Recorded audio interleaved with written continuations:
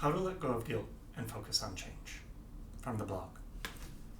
The word sin has a literal translation, off the mark. In this sense, behavior that religion has taught us is sinful is conduct that is off the mark or away from God. From every spiritual text I've gotten a hold of, this is not meant for us to live in fear, guilt, or shame. Despite this, many religions use this concept to ensure obedience and require forgiveness. I have a different view. It could help you walk away from guilt into a better life while reframing lessons at the same time.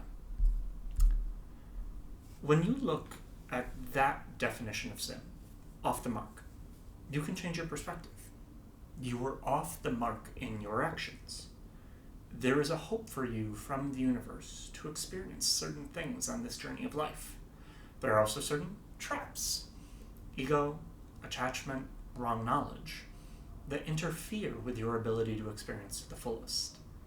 When you let yourself be led by those things, you missed the target.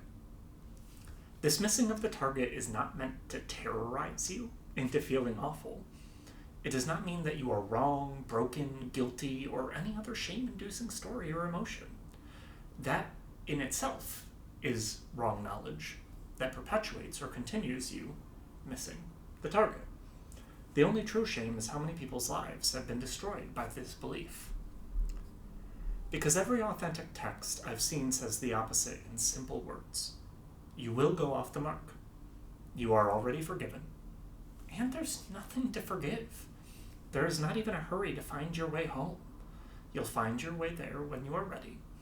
Every moment of it is a journey and experience. And the universe knows you'll get there when you get there. So all those texts are trying to do is point out that you're missing the target and help you improve your aim.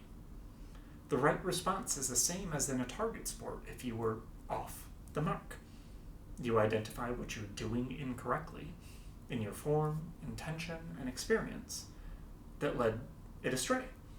Then you keep trying so you can make a better attempt next time. You don't use this time to punish yourself for not being perfect. We all know that's not helpful, despite it being a favorite activity of too many. When you blame yourself for imperfection, you create even worse results. Again, imagine that target sport.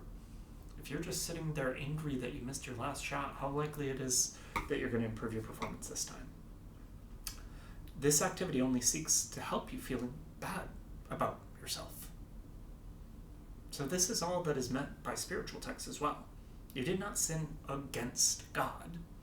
You headed in a direction away from where the universe would like you to go. It is universal that this is not meant to be responded to with punishment and anger and righteousness and damnation. It is meant to make you aware so that you know where to go when you're ready to change direction. So that's what I'm trying to do.